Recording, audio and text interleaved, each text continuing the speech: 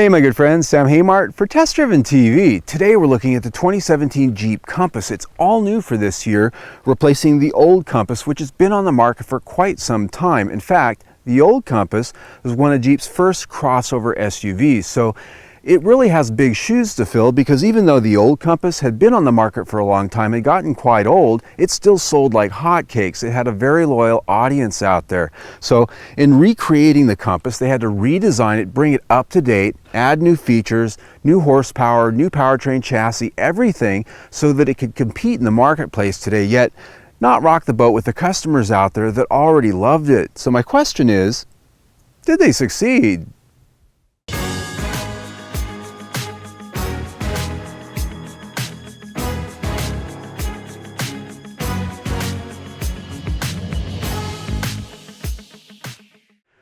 All right, my friends, before we get out on the test drive, let's talk a little bit about what is the Compass. Well, the Compass here is a vehicle that really slots in right above the entry-level Jeep Renegade and just below the slightly larger Jeep Cherokee. So this is actually 2.6 inches longer than the Renegade and just a couple of inches shorter than the Cherokee. So size-wise, it fits right in there quite comfortably, and the rest of the dimensions are within a couple 2 to 3 inches difference, height-wise, width, length, wheelbase, the whole 9 yards. Although the Renegade is a little bit taller than this because of its design. It's a little taller, a little bit more boxy like that. So what we've got up front here is a face that very much looks like the more premium Grand Cherokee, the top of the lineup. They've just scaled it down a little bit. And here on the Limited, there's a lot of chrome trims going on down there in the lower fascia. Nice big bar there, here on the grille. And as you look around, you can also see the mirrors over here on the sides actually have a nice bit of chrome on them. Headlights on this one, these are the upgraded Bi-Xenon headlights. They have a nice signature light up there for daytime running lights, and they do have a good glow there at night. I find that they work pretty good. The IIHS has not yet rated them, so I don't know how they stack up there. Down there in the lower fascia, you also see this has fog lights with a nice chrome trim surround. Moving around the corner here, the standard wheel here on the Limited, which is our trim grade here, is 18-inch alloy. This has optioned also a little bit larger 19-inch alloy. As you can see, they fill the wheel well quite well. They look very balanced on this vehicle and actually look pretty handsome, I think. As we come down the side of the Compass here, you can see that we continue the traditional look here with crossover black plastic on the bottom that wraps around the fenders and that lower rocker down there. It's just something that's expected, especially with the Jeep. Where they did take a styling ovation that's a little bit less traditional, up here on the roof line, as you can see, we've got a piece of chrome trim that comes down and separates that roof from the rest of the body. And on this model, we've actually got the two-tone paint scheme.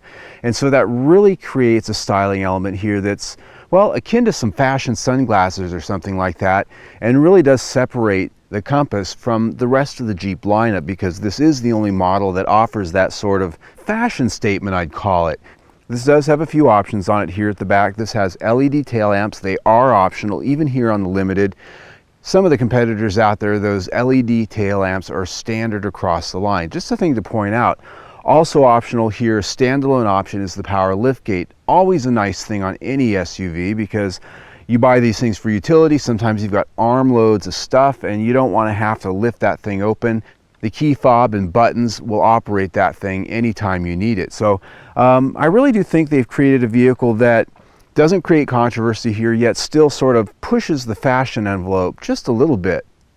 If you've spent any time in a Jeep, a Dodge, or a Chrysler, you're going to be, well, pretty comfortable here, because this interior virtually looks like every other one of them that they offer on the market today. It's like at FCA, Fiat Chrysler Automobiles, they've got one interior design, one interior designer, and the same interior just gets put in every single vehicle they make, maybe say for a tweak or two. Now, that's not a bad thing. If you like the design of it, it's actually quite a good thing. If you don't like the design of it, well, what are you going to do?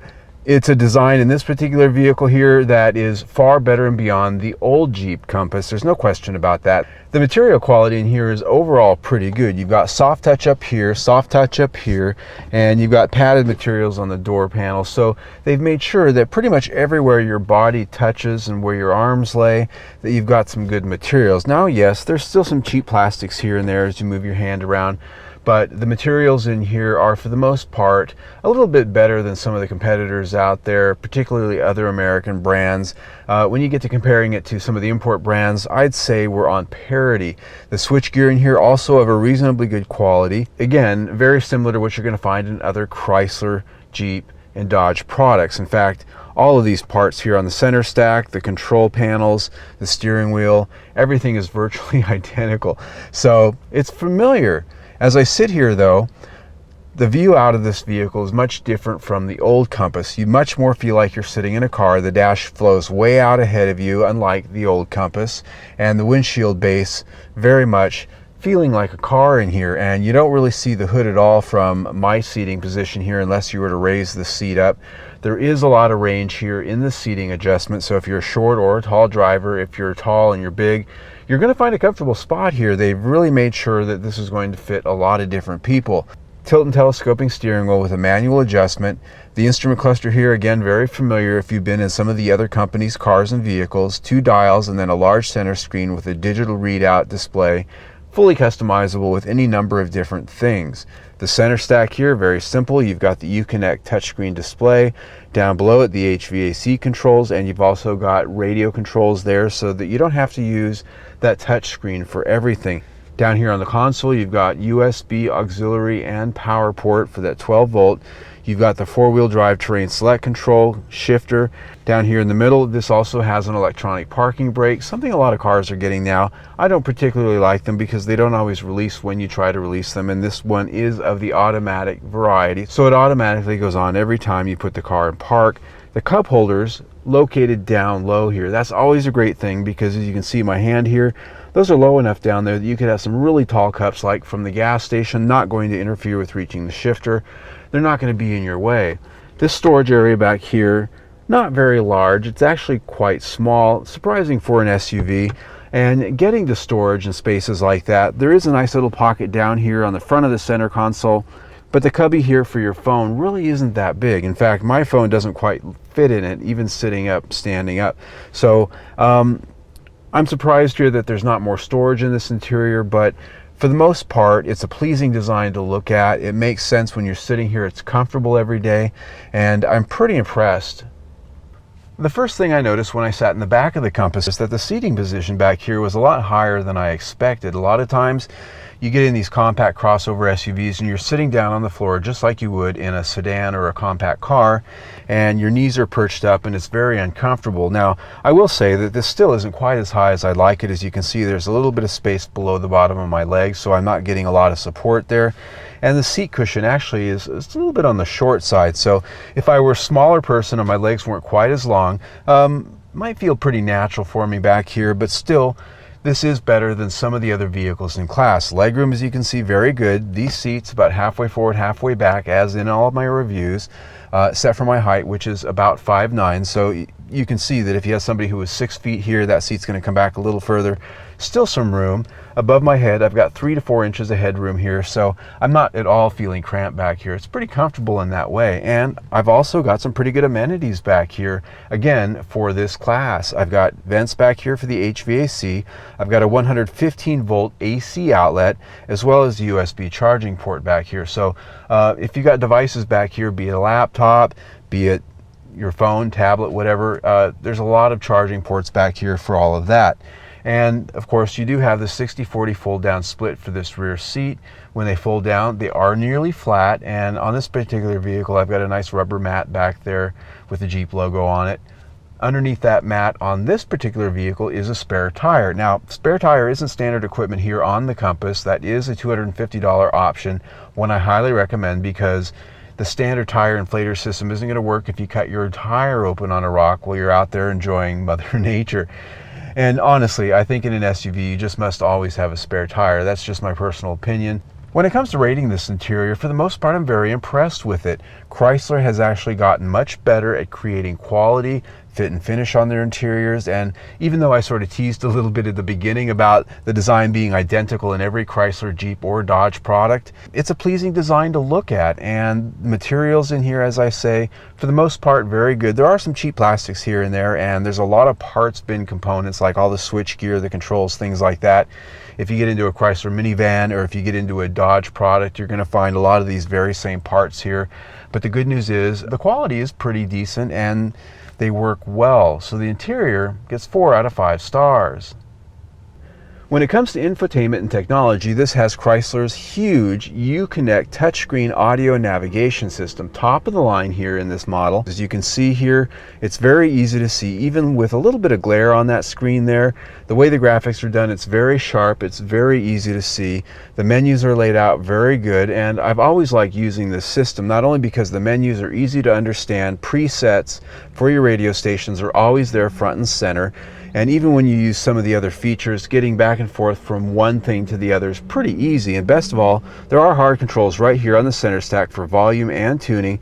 And of course, some of the other hard controls are there for your most used things. And most importantly, climate control is not tied directly into this, such that you have to use that touchscreen and menus just to do simple things with your climate control. The audio system has a pretty good sound to it, and the backup camera on this, very good. Now, this doesn't have the surround view monitor, but as you can see here, the graphics are very vivid and crisp, and those lines there on that backup do turn with your wheel, so you can really see where you're going to be going and what's in your way. I think they've done a good job here. I've rated this system very highly in other products from Dodge, Jeep, and Chrysler, and here it gets 5 stars. Under the hood here, the North American Compass, unlike the rest of the world, which offers several different powertrains, including diesels, here what we've got exclusively in North America is the 2.4 liter Tiger Shark. I don't know why they call this engine that in every one of the vehicles they put it in. It's really kind of hokey if you ask me. But that opinion aside, this is a reasonably powerful engine for its size at 180 horsepower and 175 pound-feet of torque. Here in this particular vehicle, it's mated to a 9-speed automatic transmission and the Jeep Active Drive all-wheel drive system. Now, if you go into the Trailhawk, you're going to get a more robust all-wheel drive system. If you get 2-wheel drive and some of the other trim grades, this is also available with a 6-speed manual as well as a 6-speed automatic transmission, that being in the front-wheel drive, 2-wheel drive model. Now, as tested, this one here is rated by the EPA at 22 mpg city, 30 mpg highway, and 25 mpg combined. So the big question always is, how does it go?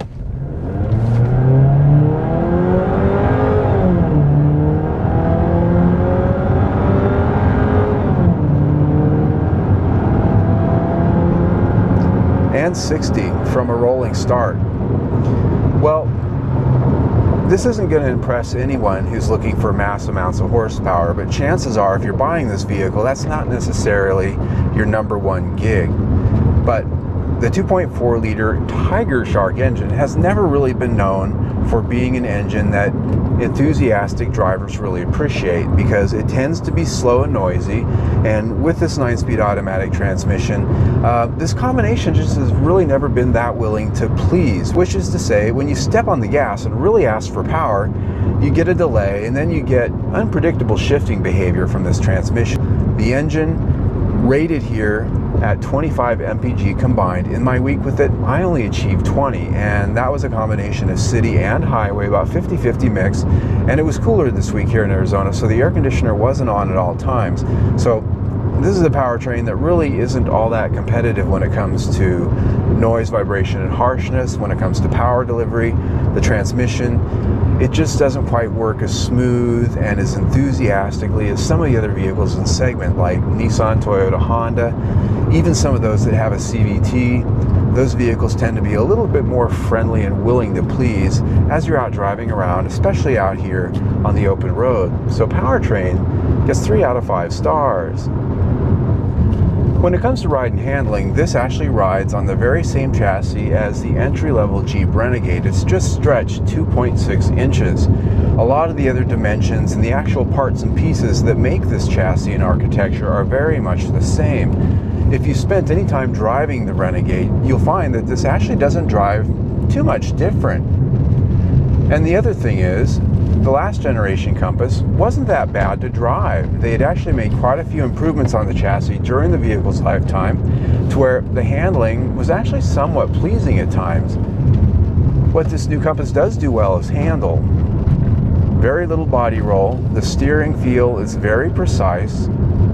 And so if I were on a very smooth road, I'd be smiling right now. But unfortunately, I'm on a road that isn't very smooth. And what I'm getting a lot of noise, I'm getting a lot of harshness, and I'm actually getting a lot of noise and looseness from the suspension here. I'm getting rattling and shuddering in the front suspension and up through the steering column going over these bumps.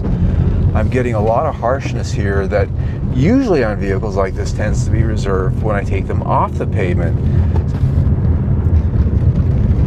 Out here on the open trail, going out to your hiking spot, just going four-wheeling, going to your camping spot, or just going out for an enjoyable drive, this is what a vehicle like this is built for. This is what they sell it to us for, to adventure in the wild.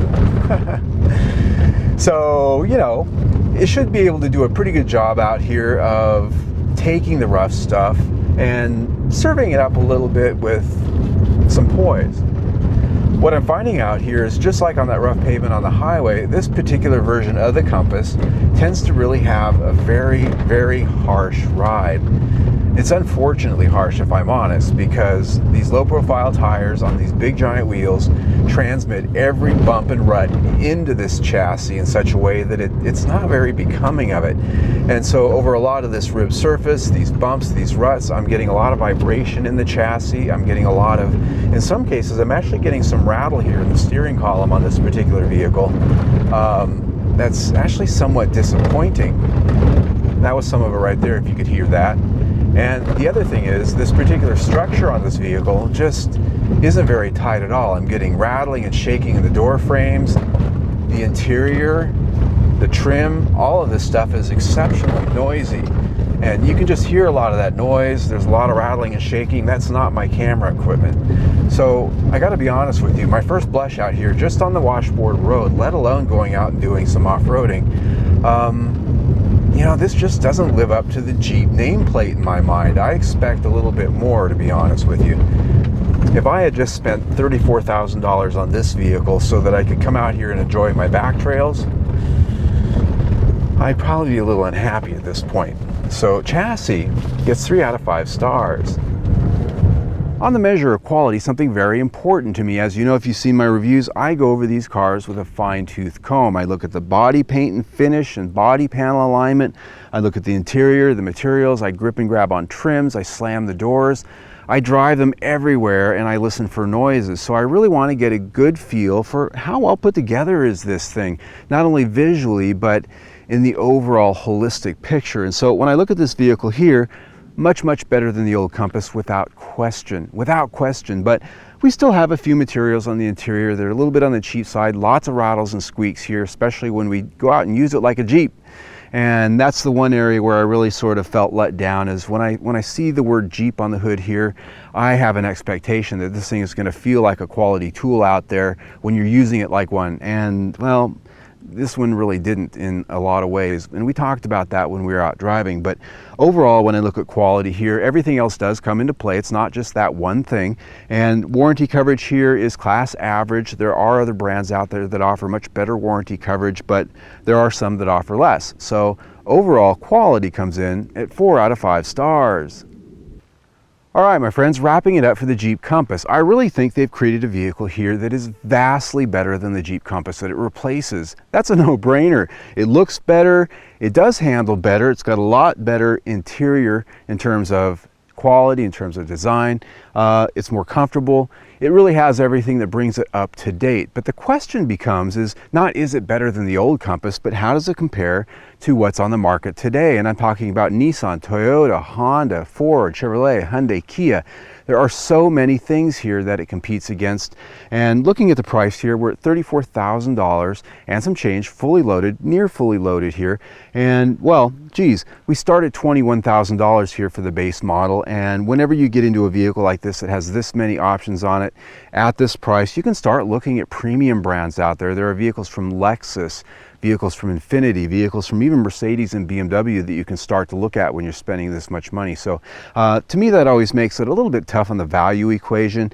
Also, when you look at what you get for the money compared to direct competitors from the middle and some of the entry-level brands here, we're still missing a couple things. There's a panoramic roof that's out there on some of those competitors, longer warranties.